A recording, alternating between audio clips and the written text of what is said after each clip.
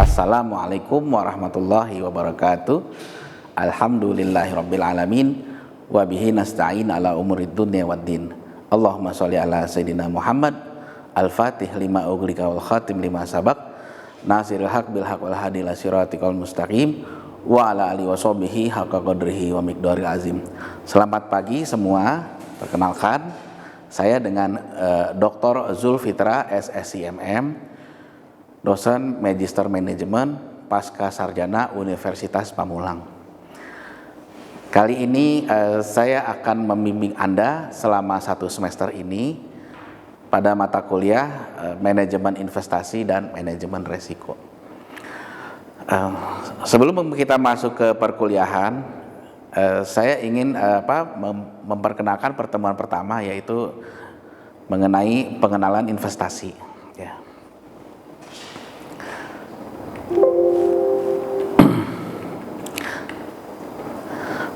Investasi, sebagaimana kita tahu ya, menurut para ahli-ahli terdahulu ya, seperti William F. Sharpe, yaitu penundaan konsumsi sekarang untuk dimasukkan ke dalam aktiva produktif selama periode waktu tertentu.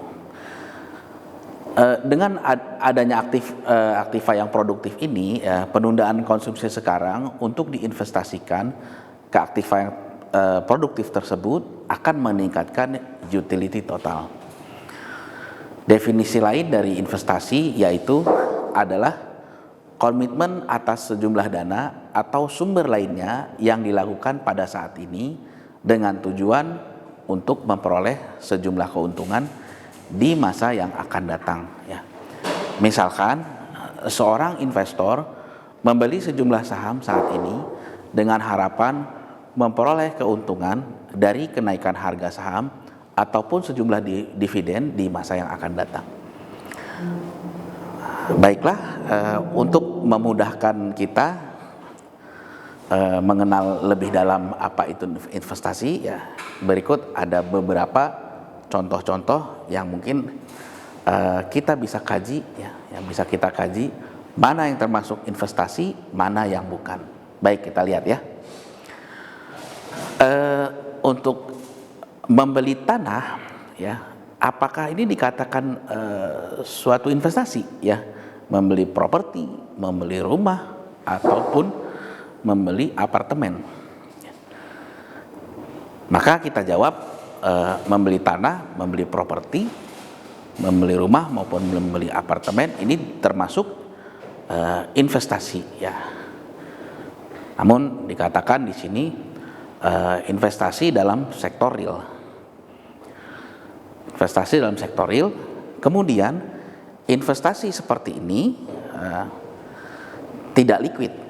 Artinya apabila kita ingin menjual kembali membutuhkan waktu, artinya tidak bisa diuangkan dengan segera, ya. Membeli tanah secara tunai, membeli properti secara tunai, membeli rumah secara tunai, membeli apartemen secara tunai. Bagaimana kalau membeli properti secara kredit? Apakah ini dikatakan suatu investasi? Apabila kita membeli properti secara kredit, ya, tentunya kita harus menghitung terlebih dahulu. Belum bisa dikatakan investasi. Apabila nanti persentase keuntungannya lebih besar dari bunga pinjamannya, nah ini boleh dikatakan suatu investasi. Ya, demikian. Jadi perlu perhitungan secara detail untuk menyatakan bahwa ini investasi atau tidak, ya. Untuk usaha, apakah usaha juga dikatakan investasi? Ya, usaha ini dikatakan sebagai investasi, ya. Namun kita memerlukan badan usaha untuk mengelola investasi tersebut. Untuk membeli kendaraan, apakah ini dikatakan investasi? Kalau membeli kendaraan, ini tentunya kendaraan ini mempunyai nilai yang menurun, ya. Jadi dikatakan bukan merupakan investasi, ya. Tapi apabila kendaraan ini disewakan, ya, disewakan atau diperjualbelikan dengan tingkat keuntungan tertentu, ini bisa dikatakan investasi. Bagaimana dengan pinjaman bank? Apakah pinjaman bank dikatakan sebagai investasi ya? Kalau pinjaman bank digunakan sebagai modal untuk usaha, bisa dikatakan sebagai investasi. Namun kalau pinjaman bank digunakan untuk konsumtif, tentunya bukan investasi ya. Kemudian menabung ini apakah dikatakan investasi ya? Banyak orang saat ini ya menabung dikatakan investasi. Tetapi pada kenyataannya apabila kita melihat time value of money atau nilai waktu dari uang, maka menabung ini tidak dikatakan sebagai investasi. Ya, karena nilai uang terus menurun. Misalkan kita membeli makanan ya, kita beli jajanan ya di tahun 2000 ya. Di awal tahun 2000, di tahun 2005, di tahun 2010, tentunya harganya beda-beda ya. Semakin ke sini makanan tersebut nilainya meningkat. Artinya bahan-bahan pokok selama periode itu meningkat. Nah, disinilah ada namanya faktor inflasi. Sedangkan nilai mata uang terus menurun. Nah, seperti itu. Nilai barang dan jasa terus meningkat. Jadi dikatakan menabung ini bukan investasi, tapi sifatnya adalah saving. Bagaimana kalau dengan kita menabung deposito? Nah, banyak yang mengatakan deposito ini merupakan investasi. Deposito ini investasi. Nah, kalau kita kaji dari time value of money tadi, nilai waktu dari uang, deposito ini dikatakan sebagai instrumen hedging ya.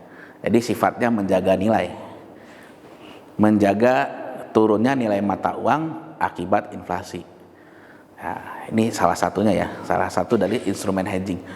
Satu lagi, kalau kita membeli emas, nah kalau kita membeli emas ini apakah dikatakan investasi ya? Emas ini nilainya setiap tahun peningkatannya sedikit ya, nilainya ini menambah sedikit ya. Hanya sedikit di atas inflasi. Nah, ini juga membeli emas ini mirip dengan deposito ya. Dapat dikatakan membeli emas ini juga merupakan instrumen hedging.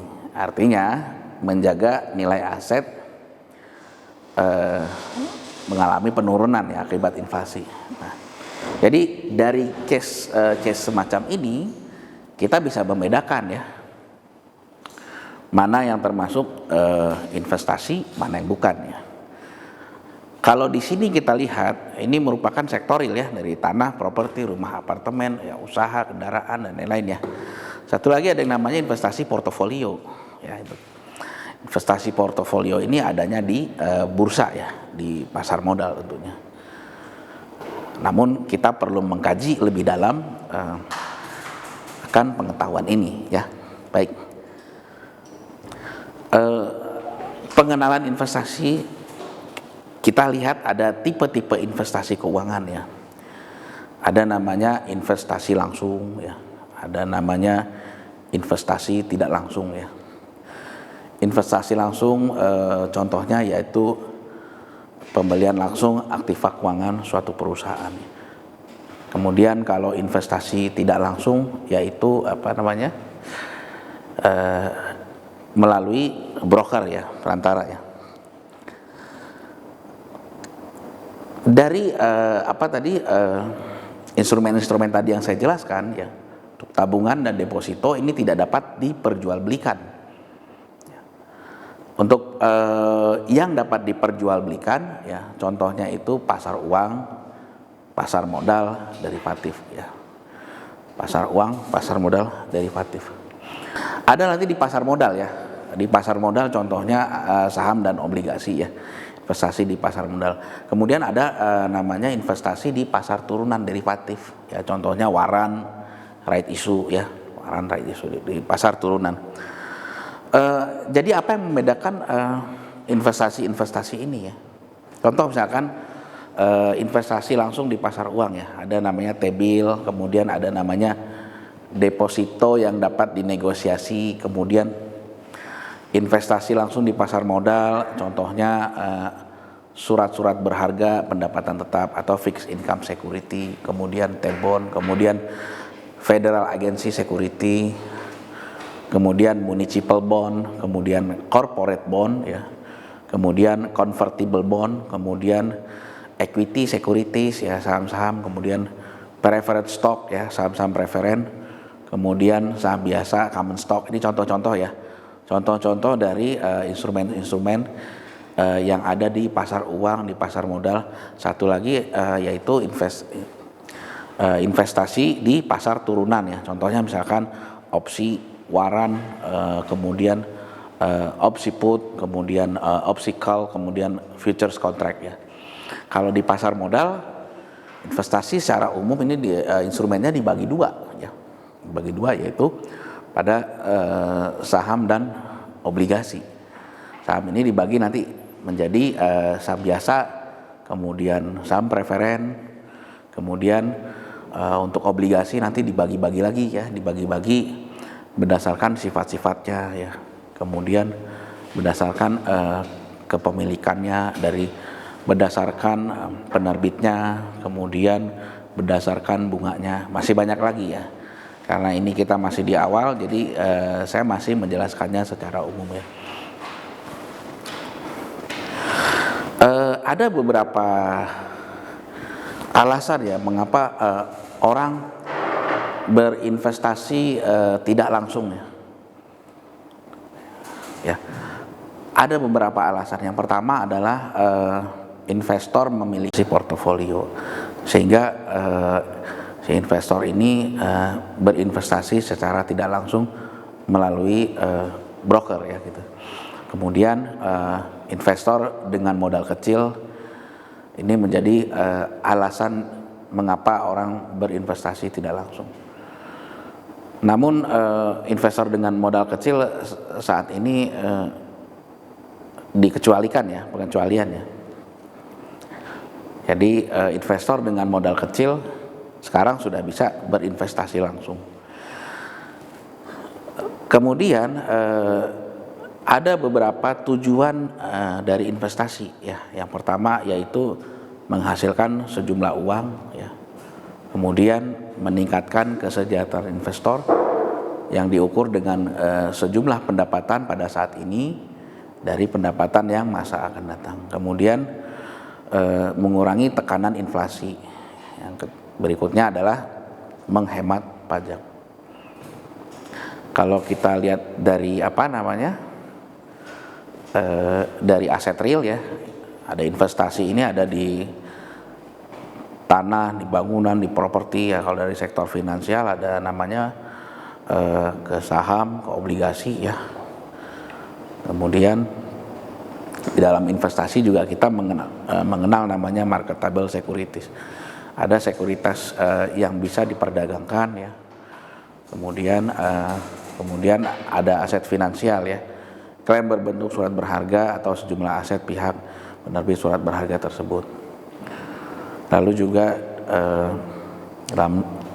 dikatakan marketable, artinya di sini bahwa aset ini bisa diperdagangkan dengan mudah dengan biaya murah di pasar terorganisir.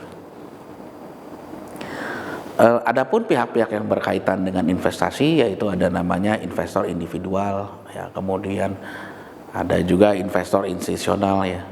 Investor institusional ini terdiri dari perusahaan asuransi, kemudian lembaga penyimpan dana, bank dan lembaga simpan pinjam, kemudian lembaga dana pensiun maupun perusahaan investasi ya. Apa sih yang menjadi dasar keputusan investasi ya? Yang pertama adalah return. Yaitu return ini adalah perolehan keuntungan ya, dari adanya investasi tersebut. Kemudian yang kedua adanya risiko ya. Risiko ini merupakan kemungkinan return aktual yang berbeda dengan return yang diharapkan. Lalu proses keputusan investasi menurut William F. Sharpe yang pertama adalah tentukan tujuan investasi ya. Kemudian tentukan kebijakan investasi, kemudian pemilihan strategi portofolio, kemudian pemilihan aset, kemudian pengukuran dan evaluasi kinerja portofolio. Nah, langkah-langkah ini akan kita bahas secara mendalam di pertemuan-pertemuan berikutnya. Jadi karena ini merupakan pertemuan awal, saya menyampaikannya hanya secara umum saja. Untuk lebih jelasnya nanti pada pertemuan berikutnya saya akan kupas tuntas kepada Anda semua ya mengenai investasi ya. Di dalam investasi kita mengenal ada namanya pasar modal ya. Pasar modal ini yaitu pertemuan antara pihak yang memiliki kelebihan dana dengan pihak yang membutuhkan dana dengan cara memperjualbelikan sekuritas yang memiliki umur lebih dari 1 tahun ya. Di Indonesia ini contohnya ya, kalau zaman dulu itu ada namanya Bursa Efek Jakarta ya, dengan Bursa Efek Surabaya ya. Kalau sekarang sudah menjadi Bursa Efek Indonesia ya. Kemudian di dalam pasar modal kita mengenal apa namanya itu pasar perdana ya. Pasar perdana ini merupakan tempat pertama kali ya dilepasnya atau dijualnya saham biasa ke publik. Proses ini disebut dengan initial public offering atau IPO. Lalu setelah pasar perdana kita mengenal juga namanya pasar sekunder ya. Pasar sekunder ini setelah pasar perdana sekuritas tersebut dijual di pasar sekunder.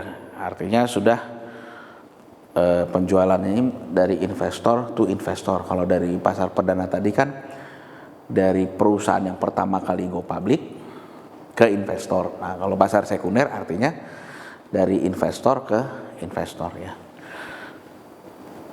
Umumnya sekuritas yang diperdagangkan kita mengenal ada namanya saham biasa, kemudian saham preferen, kemudian obligasi ya, obligasi konversi, kemudian waran, right issue dan reksadana ya.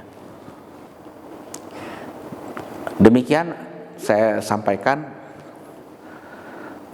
pengenalan investasi kepada Anda semua, semoga bermanfaat.